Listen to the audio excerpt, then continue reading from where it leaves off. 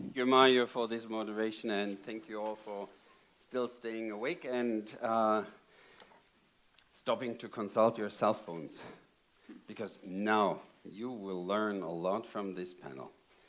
What we thought of sharing with you were right now elements from totally different action frameworks which are determining their success. We all speak about actions, we all have over the action plans, we all require funding to implement the ideas we are exposing to you. You all have this same problem. So when we composed that panel, our thought was, we select over here some of the examples which are successful from totally different spheres. And we asked our panelists, what are the factors they see as catalytic? They see as elements of their success.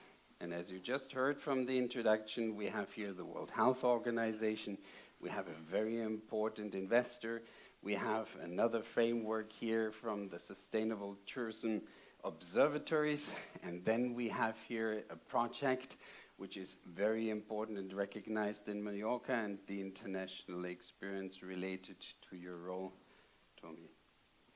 So Dr. Bettina Menne starts from the perspective of a project which we are conducting jointly as a consequence of the pandemic, but Bettina is in the business for much longer.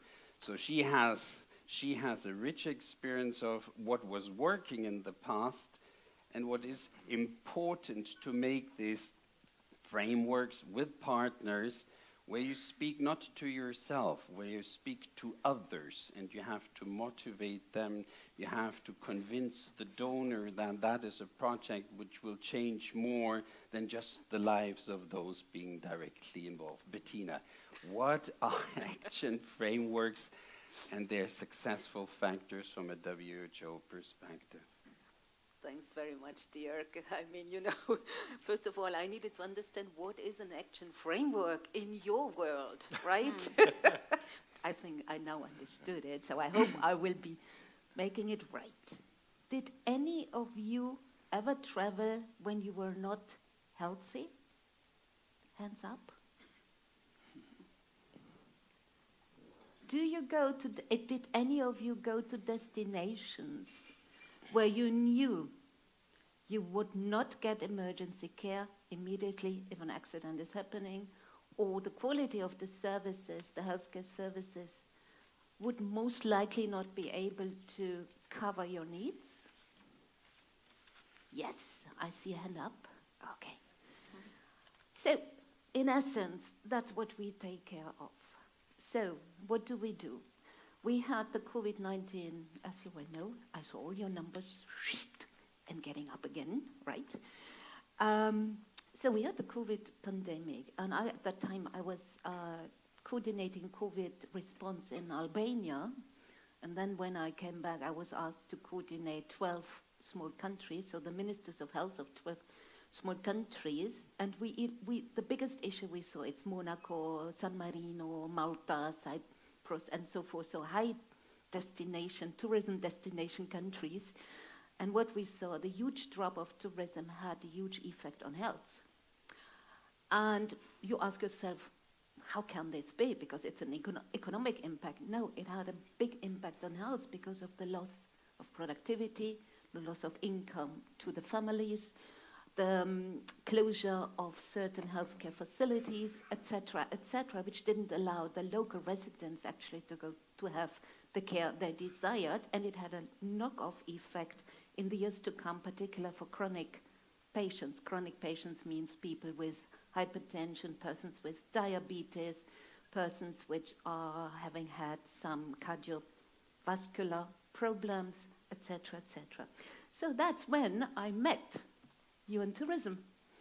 That was a great moment because we then discussed what do we need to do to support the destinations but also the tourists, and what can we do from a health perspective, and what can we do to cooperate better together. So we identified we discussed, we need to identify the major needs. We need to identify which are the lessons learned. What did we really learn? It was a huge moment for all of us. what are the major tools available, and what is the knowledge available we actually can share between each other. So we came up with the 3 C's: developing capacity, cooperation, communication.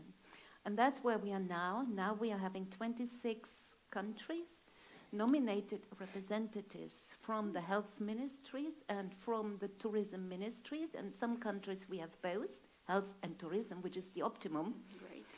And we are now working together on very specific topics. So one of the first topics we have, how are we prepared for the next emergency together? So that's the first topic we are having by the end of this year. Second topic, we will be looking more into health tourism. There was a request from some of our tourism ministries. But we are also looking into aspects you discussed yesterday. So how environmentally health-friendly, disability-friendly needs a destination to be in order to have it healthy, to attract the people, to keep us staying. It's quality of life, which we heard earlier. So, to conclude with a few issues, maybe, health in tourism. We also worked with our partners on what is health in tourism.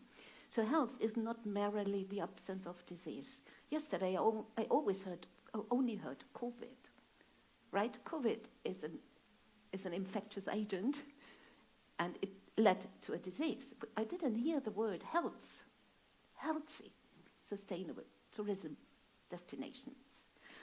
Now, what does that mean? This is now the last point I want to make, that from a hygienic point of view, you are hygienic. So clean water, clean air, clean food, no problems, no violence, security aspects reflected. You know this all.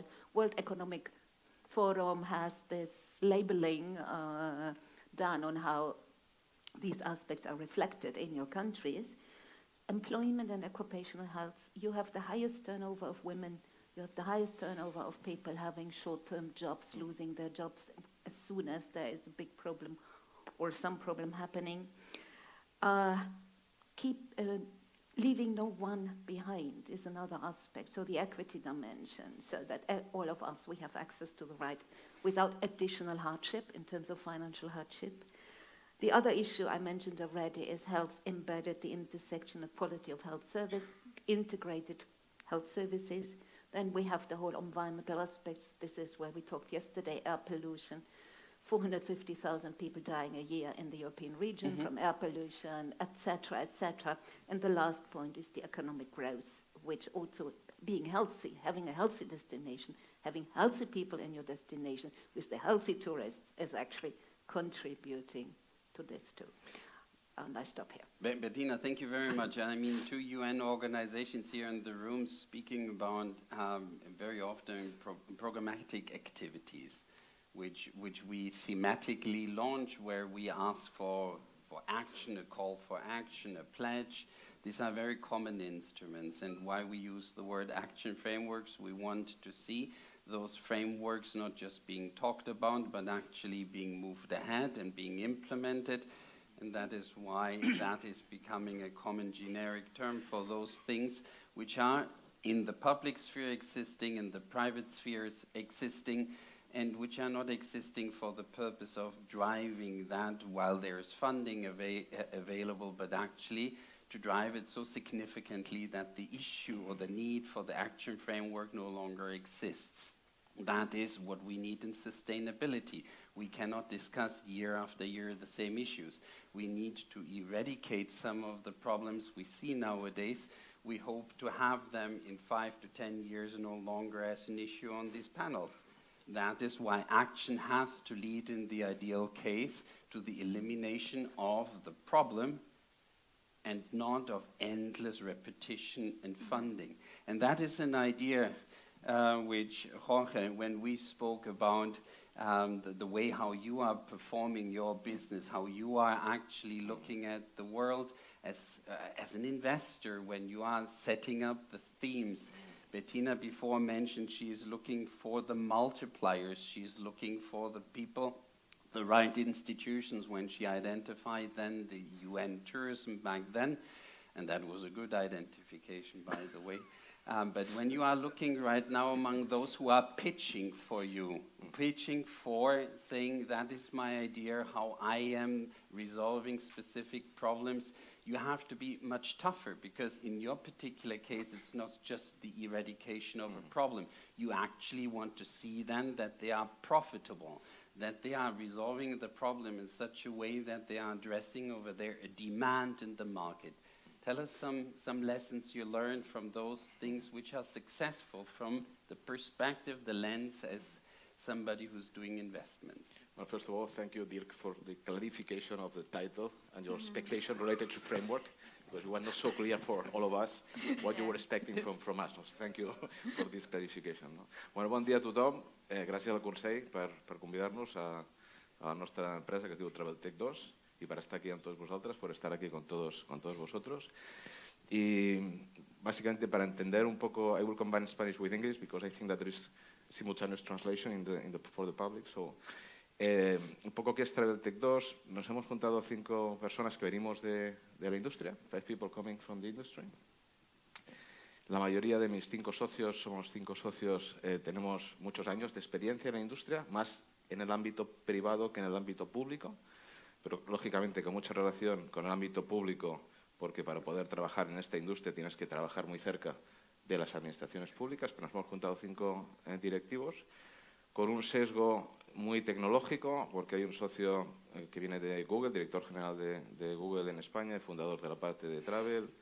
Hay 2 socios que vienen de Booking, uno con tenía responsabilidad mundial de innovación desde Ámsterdam para Booking.com.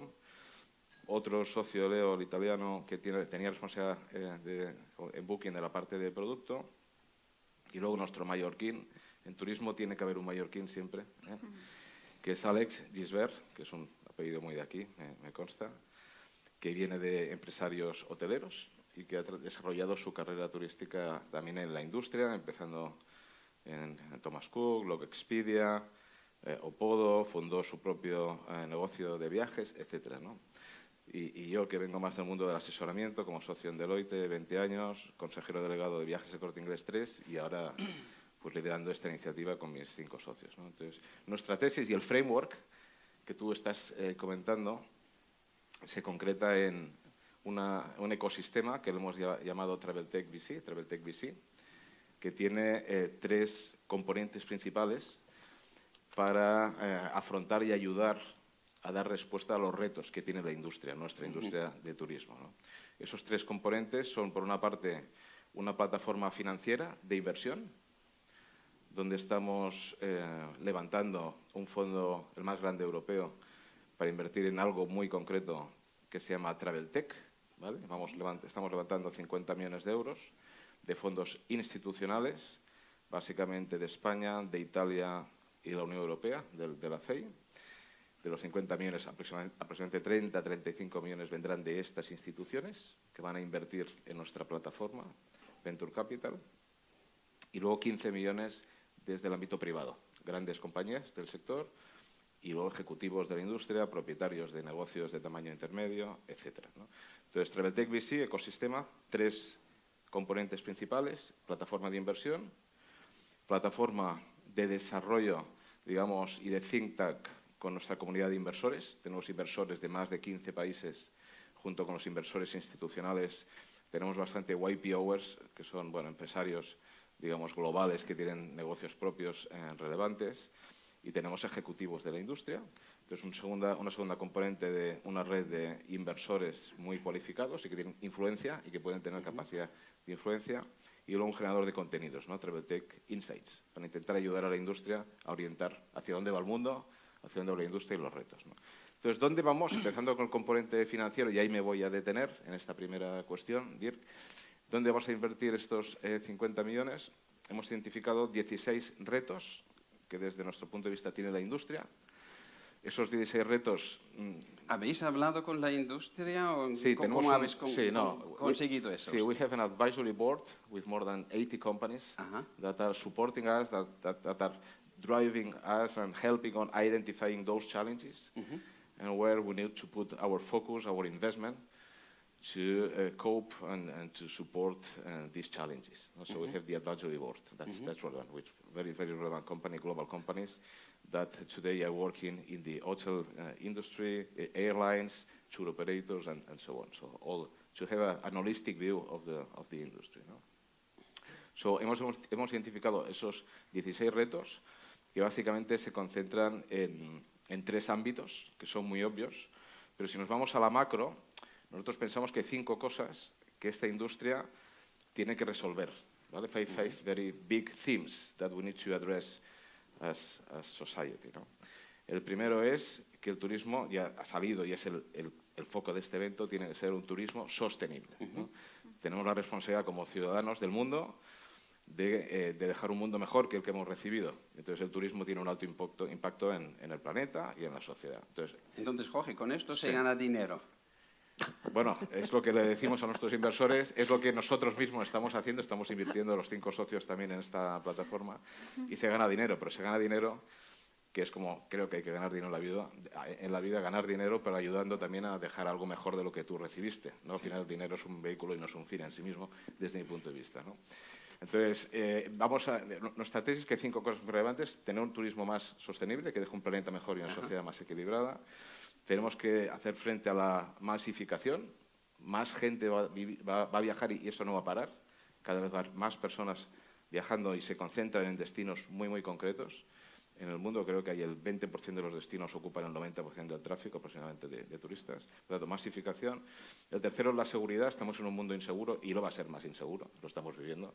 Tenemos varias guerras aquí al lado que son horribles y, por lo tanto, hay que ver cómo se puede combinar el turismo y la movilidad con la seguridad, safety. Luego tenemos el tema del talento, ¿no? Yo creo que es un sector donde hay escasez de talento, hay mucha demanda, mucho crecimiento y hay mucha necesidad de personas. Y también el talento requiere reskilling, ¿no? Hay reskilling, ¿no? Viene un montón de tecnología que hay que ver cómo la aplicamos al talento para poder dar un mejor servicio, ¿no? Y luego hay nuevos consumidores, ¿no? Entonces, bueno, vamos a invertir esos 50 millones en 10 compañías que tengan soluciones basadas en tecnología. Nuestra tesis es que la tecnología para estos retos tiene mucho que decir. Por lo tanto, nuestro foco es Travel Tech. Tech son compañías que tienen base tecnológica y que resuelven con su solución tecnológica estos retos de la industria, sea en el ámbito público o en el ámbito privado, ¿vale? Y vamos a acompañar a estas 10 compañías en los próximos 8 años para que tengan éxito. Con nuestra experiencia, aprendizaje de los 5 socios, con el dinero que vamos a manejar y estando cerca de los emprendedores para que tengan éxito, ¿no? Jorge, what you just explained over there was an echo of many of the things we were saying here before. You just translated that into challenges for all those who wish to get closer to you, and then some of them are lucky and get funded. The next question I have for you, but I first move on with the other panelists, will then exactly try to focus. What are these criteria you are looking at that these people over there provide you a solution? Because that is what everybody here in the room is also trying to hear or to be enriched by. When these many ideas are presented, which of those ideas are you putting your money into because you think that they will resolve the problems which you echoed here of yesterday's and today's discussion before? And that is your next one. But I turn right now to Tomeo, to Tomeo Dojan, who was the spokesperson of the FCRE and Tramatuna and Vice President of the Tourism Committee of ICOMOS. Tomeo, when we spoke, you spoke about this initiative you have created and where you had a large impact, where you motivated other stakeholders, and where you feel right now that became a catalytic initiative. Can you tell us some of the experience you had when you were setting that up, and where you would say right now, not speaking entirely about the initiative, but especially with that, what I just concluded with Jorge, what are these factors when people are making to you these suggestions, laying out the problems, the factors you are focusing on, where you say, look, that is right now catalytic. That enables us right now to move ahead, to solve the problems which many of the people here have. buenos días. Primero, mi agradecimiento por la invitación. I'm going to talk in English. I'm not used to these topics even in English, even though I am 100% Mallorquin. Well, I'm involved with heritage tourism, which I think the concept is important to allocate before going in depth in your question. So, to some extent, it seems that, well, we have seen many testimonies here in the presentation before. Some people think heritage or cultural tourism is very restricted to a very specific small segment. But in fact, it's much more expanded in all the tourist offer. And even sometimes that even we say the danger is that many tourists or visitors consume, and I use intentionally the word consume, cultural tourism even before being aware of that. And the first testimony are the thousands or millions of selfies that people make selfies with a nice monument, church, old town behind, and they don't give a clue about what is the object. Maybe they know the name at the most of them. So that's the introduction to our challenges. And as you said, framework and catalysis is about cooperation, as far as I understand, finding good solutions. So here also, the first step is to identify the stakeholders. We also always talk about the stakeholders, but maybe identifying them, we see which one have more or less importance. And because at the end of the day is what you mean, the cooperation. So in tourism, not in cultural tourism, I think in general in tourism, stakeholders, we identify 5 groups. Public sector, economic sector, which is more than tourism sector because economy is transversal, tourism is transversal in any economy. Then we have the host community. That's a very wide concept. I'm going to say some words in a moment. Then we have the doctrine has, we could discuss or not, academic or intellectual community as separated from the whole host.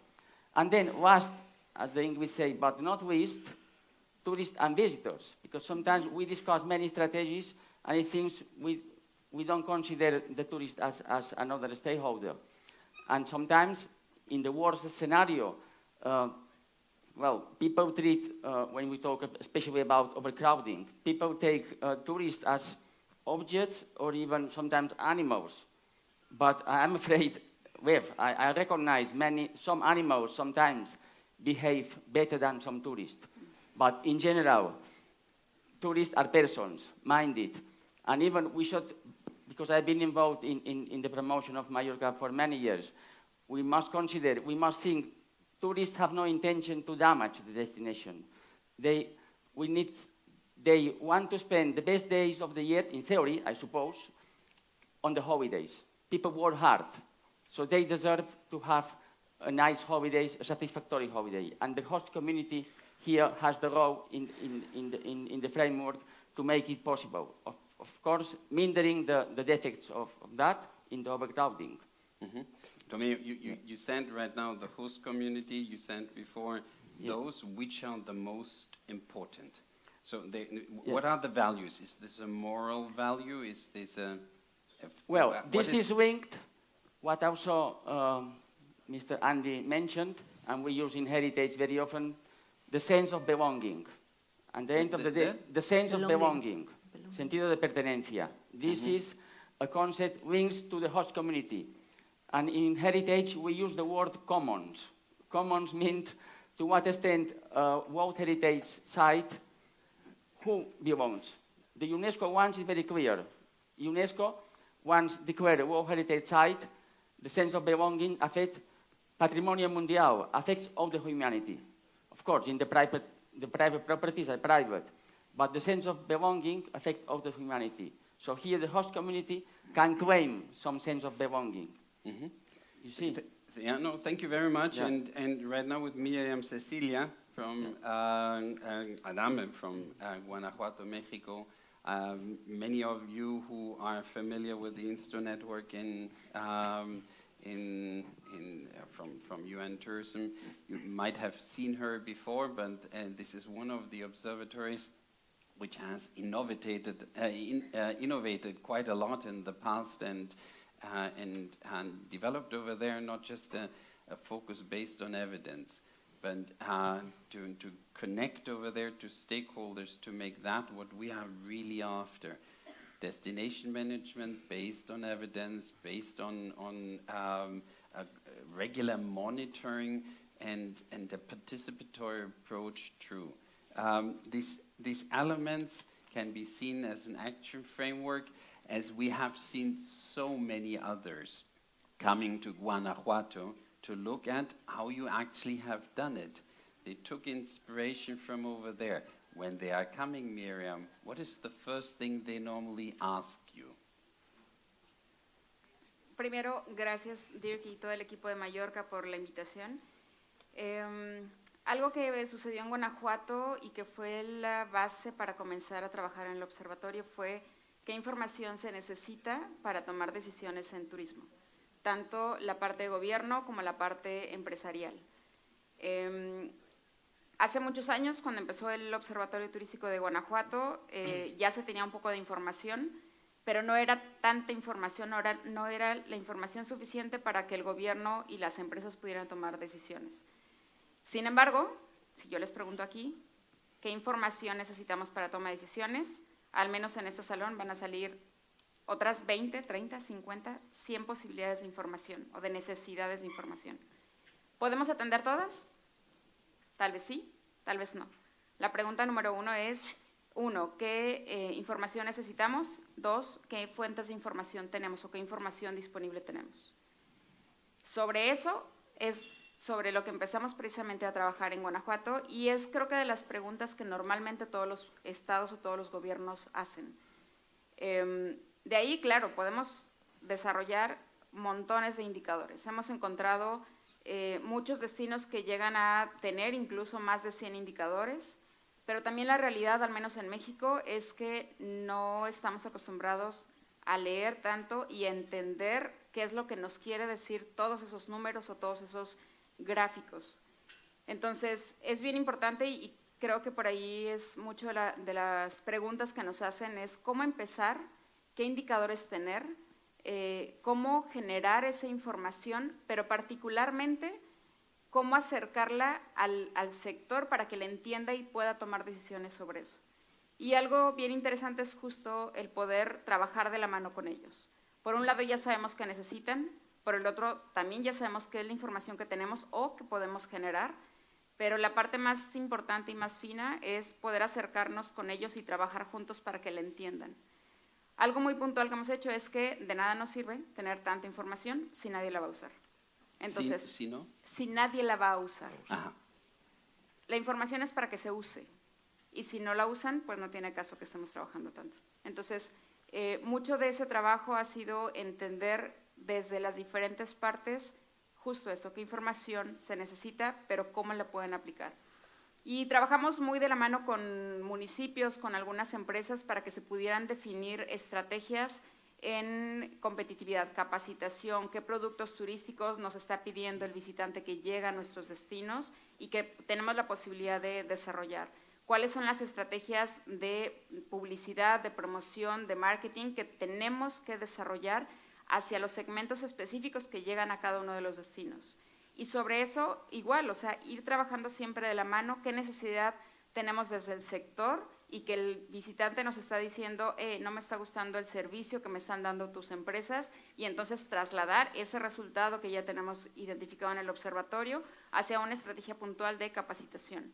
Y vamos, es un poco de lo que hemos trabajado. Miriam, what I heard right now from all of you, although you have a totally different angle, where finding the right multipliers. And then what I also heard from all of you, how important your own experience or the experience is to separate over there and to help prioritize from all these issues, the problems you are actually getting exposed to or the opportunities to advance over there. And this element of experience, Bettina, I just want to bring that back to you because, well, you know, UN organizations are exposed to many of those elements. So in that very particular action framework we are right now working and cooperating with how relevant is that to move ahead and to become relevant, to solve the problem, to implement, and to actually ultimately no longer become necessary, right? So first of all, I didn't thank Dirk, yourself, and Mallorca and your tourism when I started, but getting to your question, it was a very, very important point, because how much effort you're putting into this is also depending on the likelihood of a positive outcome in the way you're saying you don't need it anymore. No? That's the essence of it. As we want to solve the problem, right? Yeah. That is our objective. We want to. So another network, so talking about my experience, so I was part of the Intergovernmental Panel of Climate Change, convening lead also of the health chapter. What I learned there is without accurate evidence, really accurate evidence-based information, you're not able actually at the end of the day to lead a long-term process. I mean, you know how long this UNFCCC is running nowadays, etc. So, and you need to package that information in the way that policymakers do understand it. So that's one lesson learned. Another lesson learned is I'm also coordinating the Regions for Health network. Regions for Health are currently we have 42 regions from around 20 countries across the European region, so stretching from Turkmenistan to Portugal. That network is existing since 31 years. So what drives the network continuing? So you can say they were not successful because you still need it, right? Maybe. So in your action framework mentality, but for us, it's actually a success.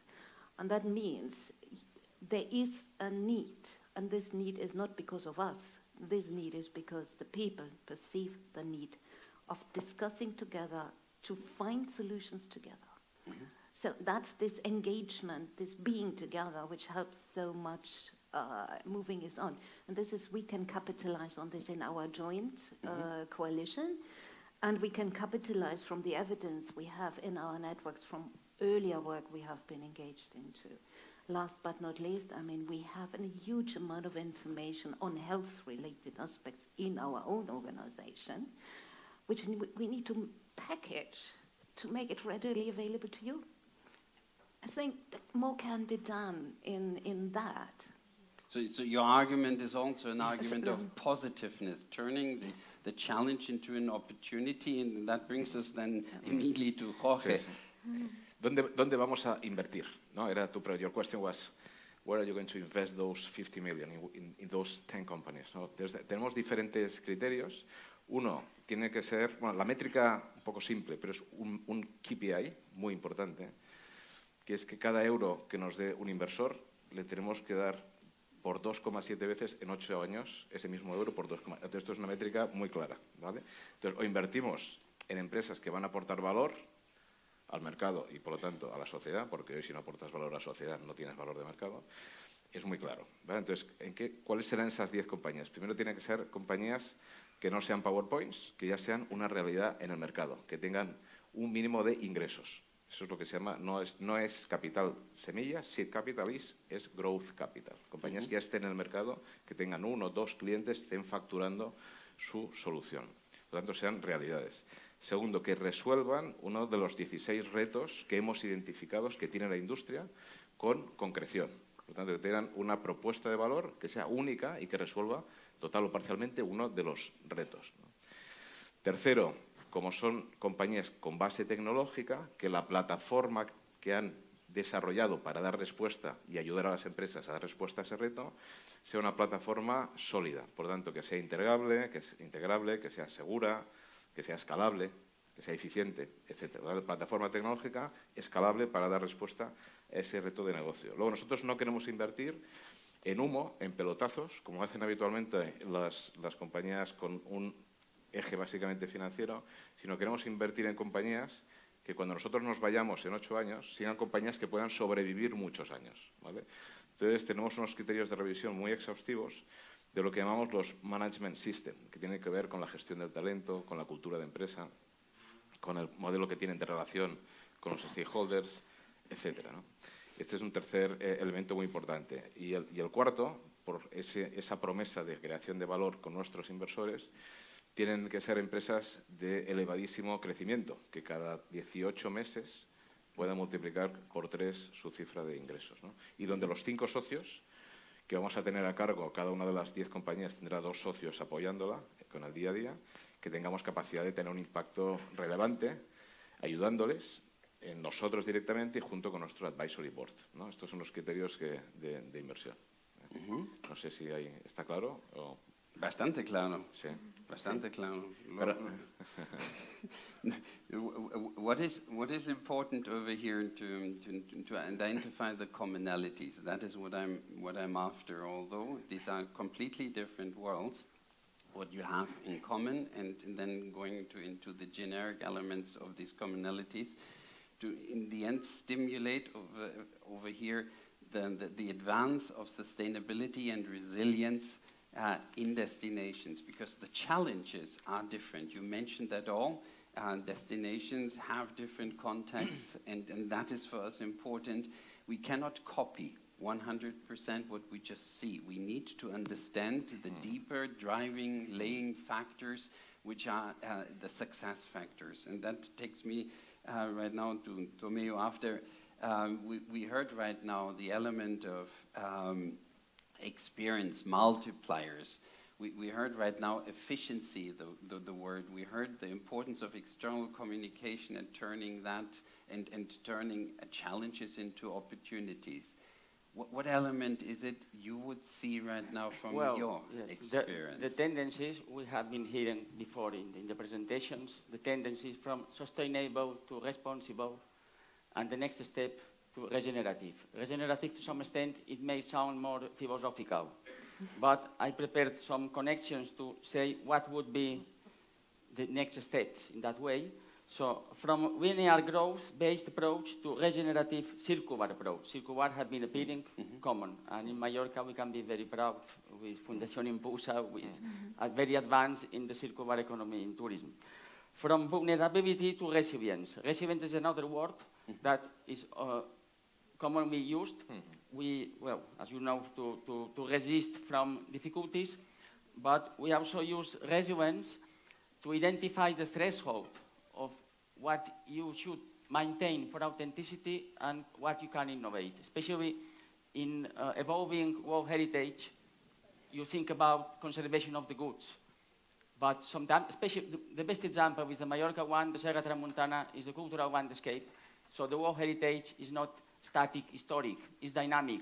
It's what humans adapted the landscape to survive in an agricultural place.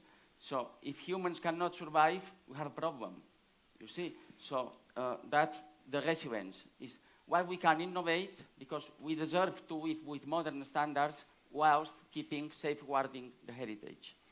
Then communities serving tourism to tourism serving communities. That has been treated also in the field. I want to congratulate the Director of Tourism for these innovations that I'm giving around the world with many governments in tourism and heritage. And again, Mallorca, I'm very proud to be Mallorquin because Mallorca is a pioneer.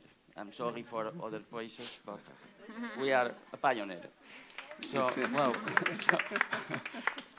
and I am an independent person, so I speak only, I represent only myself. From top-down and exclusive governance to distribute and collaborative governance. And here comes the delicate issue. Growth-based success indicators to values-based success indicators. The business as usual in regenerative concepts is not compatible. This tendency in public and especially in private sectors to always push more profit, more growth, more growth, I'm afraid is not the point, you see? And then, well, community disempowerment to community empowerment. So these are the tendencies. And my last, because I see the time is running, a phrase from an organization from United States, Destination Stewardship Center, I think will facilitate and make us understand something that maybe we are aware and we are not conscient. They say, tourism is not like other industries. Most tourism sells a product it neither owns nor manufactures. A place, the destination. Tourist companies facilitate the encounter between the visitor and the destination, the place and its people. Okay, well, maybe some people have a brand hotel and they don't care where they travel to go to that hotel. I think that's the only exception I can think. The other exceptions, the other cases are about what we have been showing here, also with Andy reflections about what can a destination offer. Domenico, thank you very much. I want to take the opportunity to recognize here in the room that the Secretary of and Secretary of State for Tourism, Rosario Sanchez Grau, joined us here, as well as the Executive and Director of UN Tourism, Zorica Urosevic. So the messages are all heard, and we have to behave here on stage and to make a lot of sense out of what we are concluding here. Otherwise, the impressions they are taking out of this fantastic Mallorca discussion and everything we prepared for will be just twisted. But I think we are on the right track, and I have, Miriam, the last question for you right now. What to those success factors would you add after you have heard right now the international view from the WHO perspective, an investor's perspective, a successful project which is started here in Mallorca and which is linking to the international world of ICOMOS? What would you add as a factor which I'm missing so far? Creo que el principal tema es trabajo conjunto y que tengamos bien claro cuál es el objetivo que tenemos en los destinos y cuáles son las necesidades y características que tenemos en cada uno. Ya lo decías bien. But what is needed for collaboration? Because everybody, I heard everybody since the beginning speaking about collaboration, but it's you have to collaborate with me, right? And me with you. And okay, so but tell us your experience. What is it making working? It's a difficult question. En Guanajuato creo que nos ayudó mucho entender puntualmente la necesidad que teníamos de que mejorara el turismo en Guanajuato. Mientras todos tengamos, creo que ese foco específico de la necesidad y de que de otra manera no se podrá avanzar igual, es difícil que logremos hacer ese trabajo conjunto. La mayoría de las empresas u organizaciones, al menos en México, alguien por aquí me va a decir también en todo el mundo, pero la mayoría de las organizaciones estamos acostumbrados a trabajar para el beneficio particular y siempre enfocarnos en que lo mío es lo más importante y lo de ustedes también, pero no tanto. Entonces, el tema es entender, y es un trabajo de mucha sensibilización con gobierno, con la academia, con el sector privado, ya lo decía Bertomeu, también con el visitante y con la comunidad local, de que para que el turismo avance, si no empujamos, si no jalamos, si no movemos todos juntos, siempre va a haber una pieza que nos va a poner el pie y va a hacer que tropecemos en el camino. Entonces, ese entendimiento es mucho la sensibilización con cada uno de los actores de la importancia de trabajar juntos y de siempre ir de la mano hacia adelante. Si uno se queda atrás, aunque 4 caminen, va a ser difícil que realmente podamos tener ese beneficio y sobre todo ese avance que estamos buscando. Entonces, es entender y trabajar en cada uno de los actores para saber y entender también cuál es la necesidad que cada uno de ellos tiene y en conjunto colaborar cuáles son esas metas que tenemos hacia el futuro. Entender, solamente para terminar, entender que en el caso de la medición no es únicamente tener la información plasmada en un portal, sino todo lo que hay detrás, todo el trabajo que hay detrás, pero también todo lo que se puede generar a través de esa información e, insisto, del uso de esos datos para la toma de decisiones de manera conjunta para hacer un mejor turismo para los destinos. I have 1 minute, and I want right now to unveil the secret of this panel. No, yo creo que hay un, I don't know what is the secret of this panel, but I have an angle that I would like to bring to the table. I think that is very relevant. ¿No? Yo creo que hay un tema que no hemos tocado. Estamos de acuerdo en el diagnóstico, dónde queremos llegar, estamos de acuerdo en los observatorios, tenemos un montón de datos, pero yo creo que en Europa, en España, y especialmente en Europa, para conseguir dar respuesta a todo esto que estamos hablando, hay una cosa que no estamos haciendo bien. Y creo que es muy importante que seamos conscientes, ¿no? Y lo dijo Mario Draghi en su informe recientemente, ¿no? Tenemos tres prioridades como Comunidad Europea, Unión Europea. Una tiene que ver con el emprendimiento y la innovación. Si no tenemos gente dispuesta a arriesgar su tiempo y su dinero en resolver estos retos, nadie lo va a hacer, porque al final el sector público no deja de alimentarse de los recursos generados en el sector privado. Entonces yo creo que uno de los retos que tenemos como sociedad en Europa es ayudar mucho más, y no solo con dinero, que ya se hace, sino culturalmente a apoyar el emprendimiento, la toma de riesgos y aplaudir a la gente que tiene éxito en el sentido de crear grandes corporaciones empresariales. Creo que hay un tremendo sesgo no hacerlo y creo que eso no ayuda a la innovación. Esa es mi opinión. Vale, Jorge, pero hay un secreto y tú estabas haciendo muchas preguntas antes y ahora mismo quiero poner esto en contexto porque esto es fundamental para que nosotros ahora mismo, como concluimos en este panel, entendemos también el vínculo a los grandes retos. Al principio, la directora ejecutiva lo ha presentado, nosotros como ONU Turismo lo mencionamos en todos los foros internacionales como una de las primeras, el primer problema en el turismo. Todos nosotros tenemos en las políticas nacionales la sostenibilidad como prioridad, todos, sin excepción. Pero cuando nosotros analizamos las acciones, los instrumentos para de verdad llevar esto al final adelante, nosotros en los distintos campos vemos un déficit.